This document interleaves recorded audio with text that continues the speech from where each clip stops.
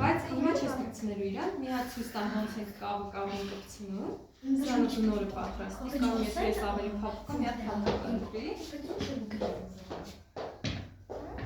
Քանի մոտես մի հատ սայլ կնա։ Շատ լավ է։ Ես ատները չեմ արել, բայց Հա, բոլոր մասերը անում եք, հենց որ հարթացնում եք, արդեն Սիրում կդի մնալ ստեղ այսօր չէ, գիտեք մեզ նույն խարում է։ Չկա մարդն կողակում եք։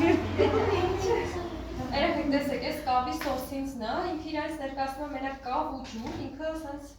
փափուկ զանգված է։ Հա, կավը կավին դրանով են կպցնելու, առանց սրա եթե կպցնենք, երեխեք, ինքը վառանում 1020 եւ ավել աշճան տակ չի դիմանա ու փոխվելու է։ Դրա համար սոսինցը պարտադիր